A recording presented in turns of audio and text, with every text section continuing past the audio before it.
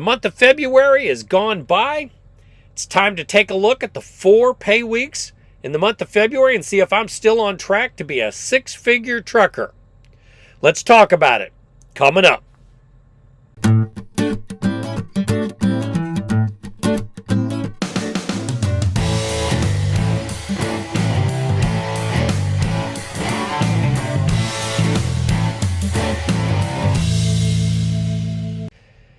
Okay, it's time to dive into the 4 weeks of February and look at each pay statement individually.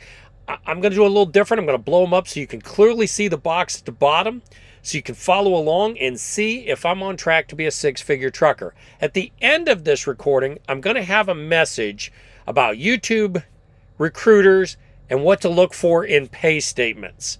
So be sure to follow along to the end. If you want to see the first 5 weeks, they are in my video, which I will link above, Six-Figure Trucker.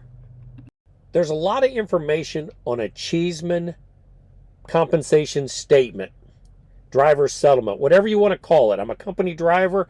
This is my pay statement.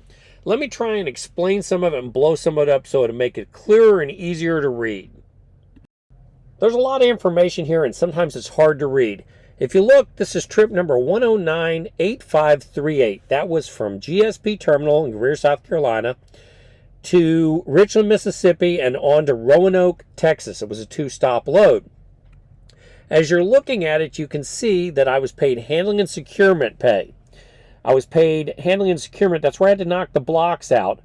And it was 18,481 pounds, and I got paid $18.48 for that. My loaded miles in Alabama, you see I'm paid at 55 cents, the same with Georgia and the same with Mississippi. But South Carolina mileage, I'm only paid 45 cents. That's because the terminal zones, South Carolina, North Carolina, Ohio, and Indiana are at 45 cents. When you leave that state, they automatically calculate the 55 cents when you go into the higher states' compensation.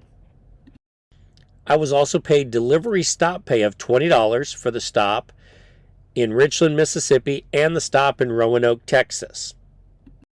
So for this trip, I was paid $622.88. That was a total of 1,017.1 miles, which comes to 61.24 cents per mile. Not too bad for a second-year driver. I'm going to take a minute to go through the second trip on here because there's something different on it, and I think it's important to see. On the second trip on here, 1099110, which was from Dallas, Texas to Fort Recovery, Ohio terminal, you'll notice that it has hazmat miles at the top. It paid 4 cents extra when placarded for hazmat. Now, this particular load did not have any stops. It was simply a pickup in Dallas and a delivery to the Fort Recovery terminal. It paid $575.59, and it was 1,007 miles, which comes out to 57.1 cents. So it was actually a little less per mile because more of the miles were in Ohio and Indiana. And there was no securement, and there was no stop pay. Those are things that need to be factored in. Okay, now it's time to focus on the box that we really came to see. I've got my empty miles, $28.98 for the week. Handling and securement, $57.02. Hazmat miles, $40.26. Loaded miles, $1,278.09. $11 stops, I had 1, which was $11. I had 5 $20 stops, which was $100. So my total compensation for the week, gross compensation, was $15.15.35. Divided by the miles, that comes to 60.38 cents. Okay, on to week 2.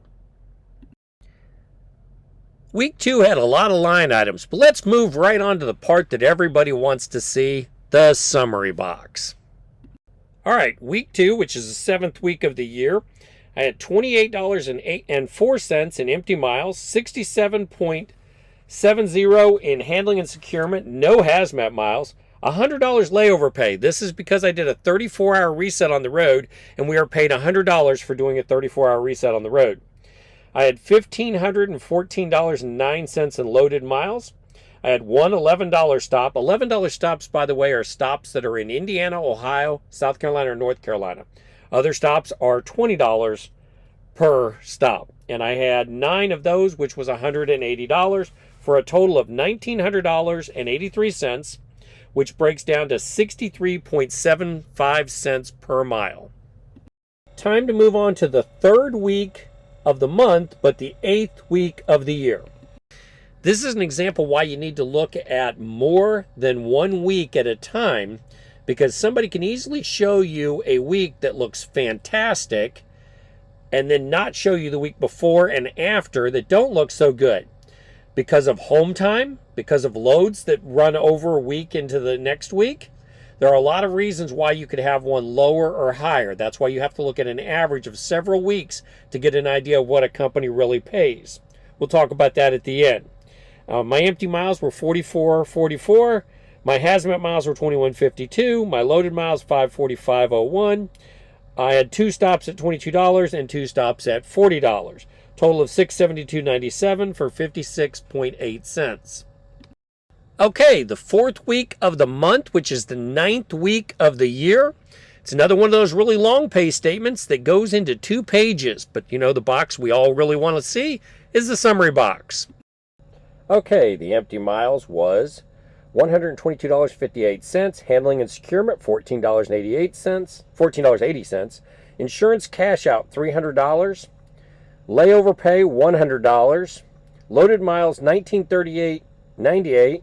Referral pay, $100. Stop pay, $11. And stop pay, $20. Stops was $140.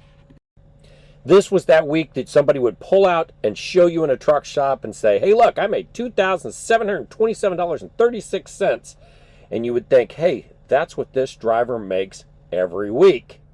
But that wouldn't be true. By the way, that came out to 69.5 cents a mile. 2nd-year driver, rookie, steering wheel holder, whatever you want to call me. That's pretty damn good. Now, I'm not going to say that $2,726 week was not a phenomenal week where everything worked well, but it's not realistic of what you can expect for an average week. YouTube recruiters is the subject I wanted to hit on. YouTube recruiters and recruiters, people you run into who are out to make a bonus, are going to tell you some things.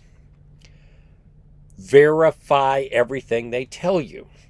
If somebody tells you that they made $2,726 last week, that's great. But that's not the number you want to focus on. The number that you want to focus on is the number that's on the right side, year to date.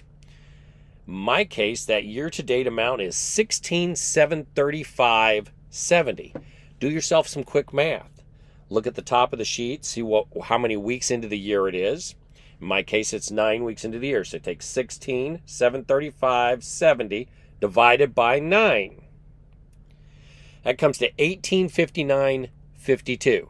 Then multiply that by 52. That comes to $9,695. In other words, I am on track to make $96.7K this year. I am off the mark to be a 6-figure trucker. But I'm very confident that I'm still going to be able to make it for a couple of reasons. We've just gotten an increase here of 4 cents per mile. 4 cents across the board. That's a significant increase. And it will make a difference, and it will make it easier for me to make my $100,000 goal for the year 2021. I also will get paid some recruiting bonuses. Recruiting bonuses at this company are very good. It's not a secret. The recruiting bonus at this company pays $5,000. But here's the trick. I don't get that recruiting bonus when you deliver your first load. I don't get it after your first month. I get that recruiting bonus broken up into 5 parts paid on the 2nd month, 4th month, 6th month, 9th month, and 12th month that you're here. So if you come to work here and I've lied to you and you're unhappy, you're not going to stay, and I'm not going to get my bonus. In addition, you get $3,000 bonus if you're an experienced driver and you come to work here. And guess when they pay it? After your 2nd month, 4th month, 6th month, 9th month, and 1 year. In other words, the owner of this company figured out that it makes sense to pay people the bonus over time so that they'll bring good qualified people who stay rather than just a whole bunch of people who deliver their first load and move on somewhere else. All right, a few more things to show you before I wrap this video up, but no, I am not on track right now to make the 6-figure, but $96,000 is not bad for a second-year trucker, a rookie, a steering wheel holder. While I like y'all, it's important that you verify what I've told you. If you go on the Cheeseman website, you will find the compensation. You can scroll down, you can click on download it, and you can look, and it shows all the rates, what you get paid for securement. Everything is there. Look at it. Do your research. Now, if you have a question, I have no problems taking phone calls and emails. You may have to text me, and you may get a message back saying that I'm not available. Number is down below in the description. As always, remember to like, share, and follow for more content. And don't be afraid to ask questions. By the way, it is a Google Voice number.